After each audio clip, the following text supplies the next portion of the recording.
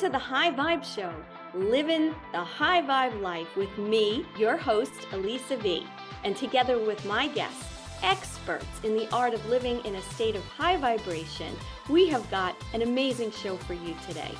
My passion is to educate and inspire you to raise your frequency to a high vibrational state. Whether you're an awakened soul to the power of your own consciousness as a light being, or you're new to this spiritual path of expansion and growth, which is made possible through vibrating at a high level, you are in the right place. So stay here to experience fun, frequency upgrades now, so you can manifest all you want and help to raise the collective vibration of our wonderful world. Let's hit the restart button and high vibe it together. The High Vibe Show starts now. Hello and welcome. I'm Elisa V, and you're listening to the High Vibe Show, Living the High Vibe Life here on Transformation Talk Radio. And you can find us here every first and third Monday of the month, 9:30 Pacific, 12:30 Eastern.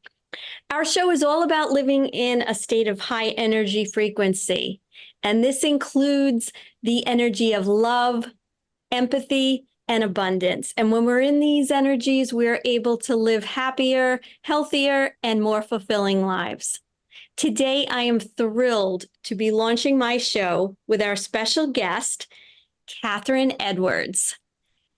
Hello, Catherine. Hi, it's lovely to be joining you all here from the UK. Yes, I know. And I love your natural background.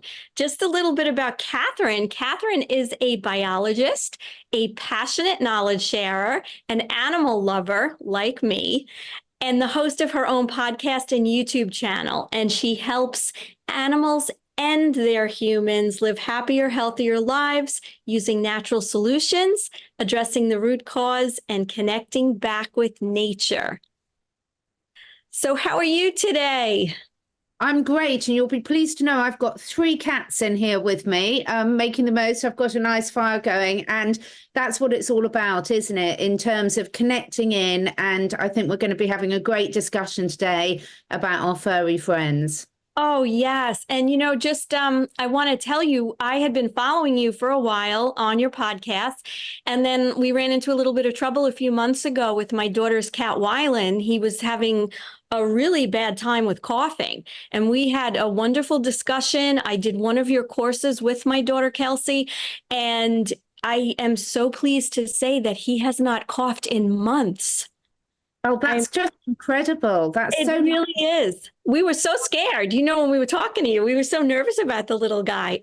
So I'm looking forward to jumping in. But before we do, this is what I hope to be one of my signature questions on the High Vibe Show.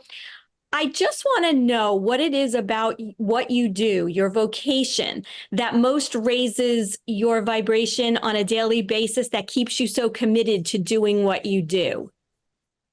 Oh, wow, that's such a good question. And I've never been asked that before, actually.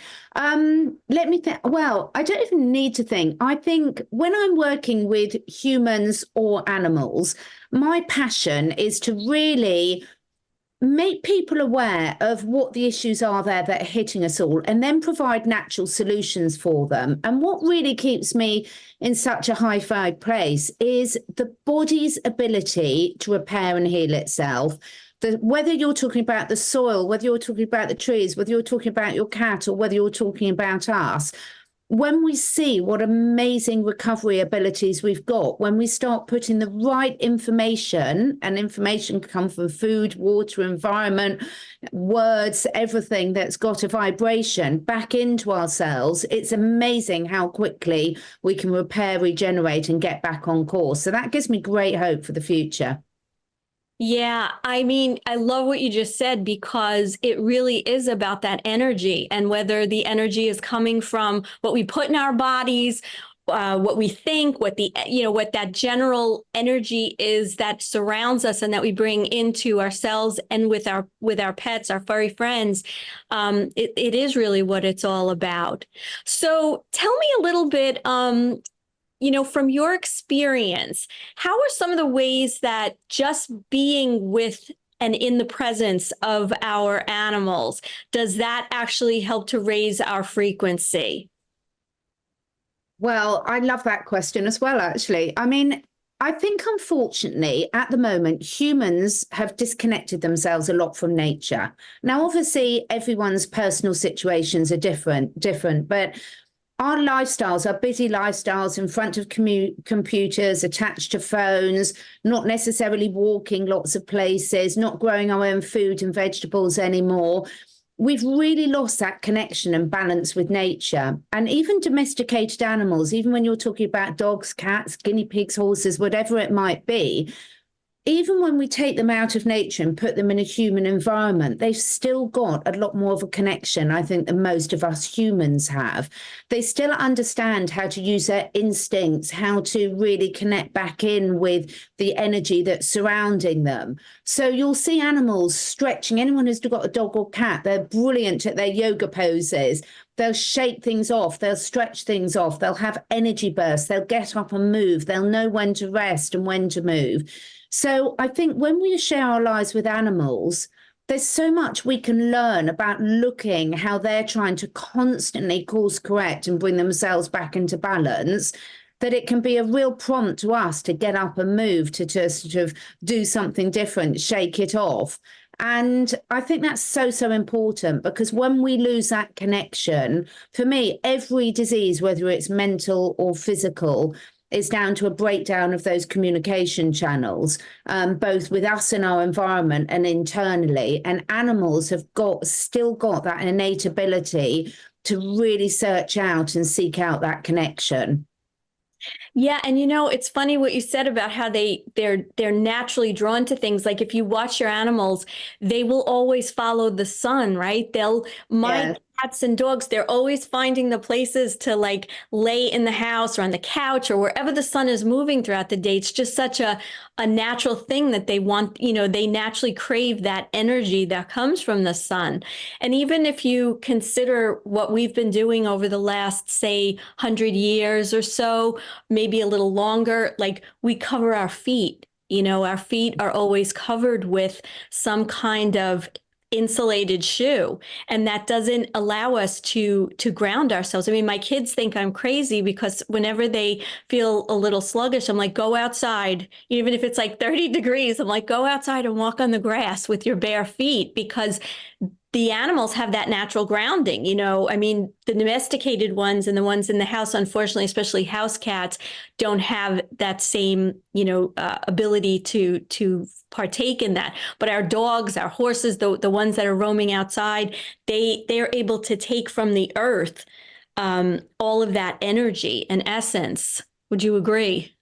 Yes, but one of my biggest areas is trying to encourage horse owners to actually go barefoot again, because putting a solid metal shoe on a horse, not only does it cause a lot of physical issues, but also it stops the grounding of it. So I think a lot of modern practices that we've done, like, as you say, wearing shoes, you even see now a lot of people with dogs are obsessed about putting coats on them. And all of these things are stopping them absorbing vitamin D, stopping them grounding themselves. So I think when we look at a lot of the modern practices about how we've been taught to look after and care for our pets, unfortunately, a lot of them are taking them away from health and wellness and not towards them. And it's the same, I think, Eliza, is the same with us. And my passion is to really get people back to trusting their instincts and good old common sense to, the first principle is do no harm. And unfortunately, whether it's the food, the water, the chemicals, the shoes on horses, the coats on everything, we've got to really get back to making sure that dogs are allowed to be dogs, cats are allowed to be cats, and humans are allowed to be humans and actually behave as we're meant to. And when we start doing some of those things, like movement's a huge issue. Whether it's humans or dogs, most of them don't get enough movement. House cats, it's a huge problem for house cats. So I know it's not always possible. Sometimes cats need to be kept inside for their own safety. But if we need to do that, my passion is to help people understand how if their animals can't get out in nature, how they can bring the nature, the movement, the environment to their animals to try and compensate for that.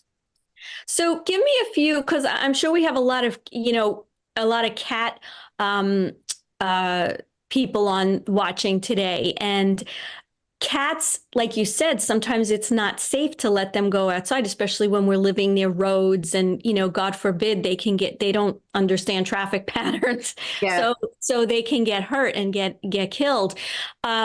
Give me, why don't you give our audience some ideas of what are those ways to kind of bring nature in and things we could do, particularly for cats. And, dogs are a little different, right? Because we're kind of in the mode of letting them run around our yards and they won't really usually escape as much and you can walk them. But cats, I see it with my own cats, and I can see sometimes they get bored just being inside. Oh, yeah. You're not out there hunting and trying to catch, different critters. It's much worse than just boredom, unfortunately. So some of the ways I would do it if you have to keep your cat inside, if there's a way that you can move and give your cat or dog a more natural life, it's really important to, because any animal kept inside, you're going to have to work really, really hard to keep them physically and emotionally healthy. But of course, that's better than them being kept in a rescue organisation all their life. So we do the best we can. But some ideas about how you can bring nature. You see, I've got plants all over my office. Getting cat safe plants, and it's really important you do your research on that. I grow I should have brought it over actually. I've got some growing there. I grow seeds of wheatgrass that I sprout and then grow so the cats can get their paws in the earth. Have an area of your house, even if it's in the bathroom, so they can make a mess, where you can put a little litter tray full of dirt so they can actually get on the dirt. Bring wood in, real branches, so they can claw on woods. Ideally, put platforms up so they can climb and jump, because cats need to climb and jump. I work with people to help them understand what herbs are safe and how to safely use things like essential oils. Please don't diffuse essential oils with your cats. That can be really dangerous. So there's so many different ways. Having herbs growing in your house and putting them in different rooms. Again, do your research to make sure their cat or dog's safe. So what you're doing is you're bringing nature into the house, letting them ground in earth and sand, letting them claw on natural wood, letting them jump and climb is really, really important. And it can literally transform their lives. And the thing I love is it will transform your life as well, because there's nothing more great at relieving stress than seeing an animal move like that and seeing how happy they can be with some small changes that you can put in. Yeah. And so I see your background. It's absolutely lush and beautiful. So tell me, when your cats are around, what do they do? Do they want to chew on the herbs and the plants? Do they just like to touch them? Like give me an example of what that's like. Well, my cats I live in the countryside and all my cats have got free rein. They've got cat flaps everywhere so they can go in and out as they like. So really, they don't touch many of the house plants, although I do always make sure they're safe, because you can't be sure that they're not going to go and have a chew on them. Sure. Animals are very good at not poisoning themselves if you give them choice. But if you shut them in a house and the only plant life they've got access to is poisonous, then you're going to be in trouble. If you've got a huge garden like I have and paddocks and things, then they'll still clear of any dangerous stuff. But what I do always have is I have scratching pads. And in the winter in the UK, we can have horrible winters. And some of my older cats do not like going outside when it's pouring with rain and windy. So I've always got litter trays away from their feeding areas. I've always got safe house plants in there. I've always got a good collection of herbs that they'll love to go and sniff, chew on. And cats will often rub on herbs. Anyone who's listening to this, you'll see I'm doing some very weird actions as I'm talking through this. So rolling, cats love to roll on herbs. You can get some safe dried herbs like calendula or chamomile, or basil or parsley, and you can put them on little towels and let them rub and chew on ones. Valerian root and catnip are obviously very popular as well. And one of the things I like to do when people have got house cats is almost make each room of the house a little different sensory area for them. So you might have one area that's got a flooring that's very easy to clean, or you can put a bit of plastic. that you could put a dirt tray down for them. And then you might have another area where you could sprinkle some herbs for them. Just get them around exploring and really making the most of it. I've just bought one of my cats because she's always knocking my computer off my desk. You can get these amazing beds that suction pad onto the windows. And you're so right. They love to be in the sunshine. So she's loving sitting up there in the day in the window, getting all the sunshine, but she still wants to be near to me. So be creative. And it's such great fun. And the other thing I would say is look and sort of say, well, look, my cat knows how important it is to get out in the sunshine. Am I doing the same for myself as well? And take some of the clues from them. Yes, that is really a good point. We can learn so much from them. And I wanted to kind of ask you, because I know I'm pretty passionate about this, like, what do you feel about animals and their spirituality? For example, we hear a lot of times how we come into this world and we have a soul family of humans. What's your thoughts on the soul family or the soul connections that we may actually have with our animals as well? Oh, that's such a good one. I mean, everyone's going to have different belief systems on this. My personal belief system is I don't believe in coincidences. I believe that you attract into your environment the animals and the people that you're meant to connect with at the right time. And so I believe there's a very strong soul connection between animals and their humans in their lives. And I think one of the things that probably saddens me most is that people don't necessarily respect the two-way communication for that, because I hear a lot of people in the spiritual community talking about how animals are here almost as if it's here to serve us, as if they're here to take on our burdens for us and to be here and help us through our journey. And what I don't hear enough of is the spiritual community talking about our responsibility back to the other species, the rest of the animal species, the rest of the planet, and what our responsibility is as caregivers and guardians on that. And one of my biggest bugbears, and I will definitely say it, is the fact that, if you're responsible for any other being, whether it's an aloe vera plant, a cat, a guinea pig, a horse, I would really take that responsibility very seriously, because in any relationship, you get out what you put in. And a lot of people, I think, now have lost that common sense approach, and they don't really give enough thought in terms of they're looking at how the animal fits into their human life rather than how they can adjust their human life to make it more fulfilling as a two-way partnership. Yeah, and I think a lot of that has to do with education, because we are coming from the perspective of being human. And so sometimes we put that on our pet or our animals, thinking that what we think is a form of communication or what something means is going to mean the same thing for them. So it's so important to understand their cues, to understand why they do certain things. Like you see so many times people are trying to break their animal in. And yes, you need to have certain rules, right? We all do. We all have to conform us to a certain extent, right, to coexist. But to understand how to really hear the communication that your animal is saying and why they do certain things also brings a certain respect. Because if you're only coming from it from your perspective as a human, you're going to disregard, and you're also going to get angry. You see a lot of people getting angry at their pets because they're not acting the way they think they should, instead of understanding and communicating on that level of knowing where the needs of that animal are. I agree with you 100% about that. I'm a believer that they have souls like us, and, they come into our lives for certain reasons. And there's just such innocence and authenticity to animals. If you're with them, it's no wonder that the scientific studies have shown that people who live with animals, it lowers their blood pressure.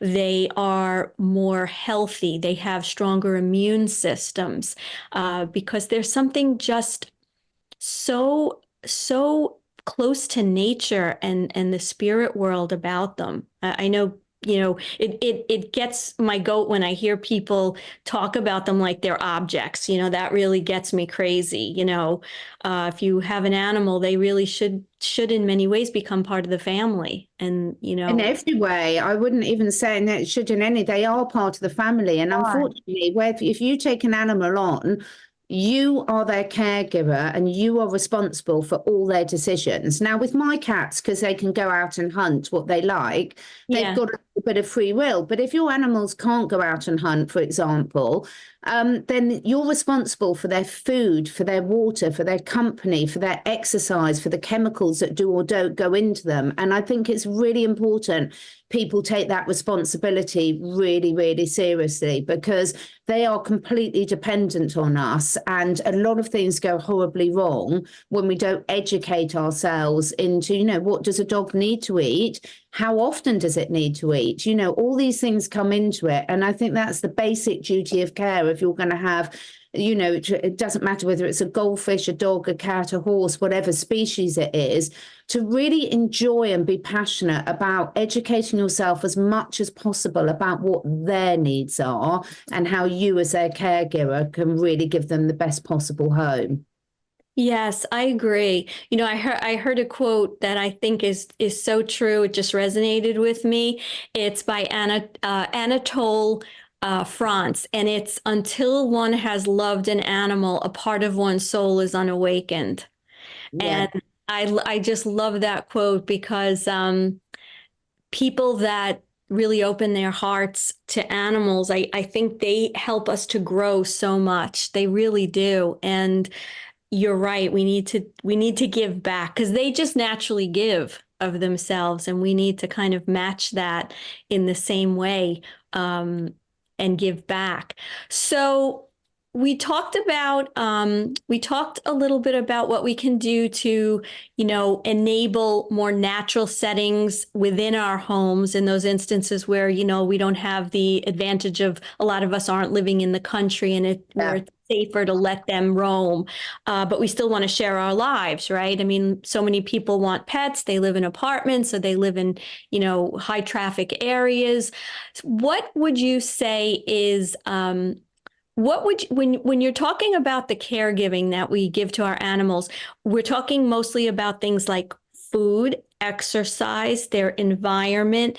Tell me, if you could briefly, what are some of the ways, and of course, I know you offer a lot of courses on this, but some of the ways that people can become a little more educated about the nutritional needs of their animals, if almost like a 101, or even talk a little bit about the courses that you offer, because most people just don't know. And I think they try their best and they think they're doing, it's not that they don't care, but they don't have enough information or knowledge or know where to look to get that education. So they give the best possible food and nutrition to their animals.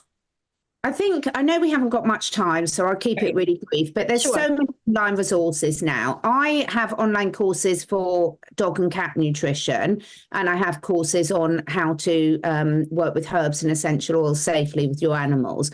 But there's so much out there. Dr. Peter Tobias is an amazing Canadian vet. He's got a brilliant website, which has got some brilliant resources on there as well. There is a lot out there. And I think the first thing I would do is take a sit down and realize it's common sense. If anyone's sitting there that have got children, no one who's got any common sense would think, if I feed a brown hard lump of kibble to my cat or dog every day, that is a healthy, balanced diet. If you wouldn't do it to yourself, don't do it to your animals.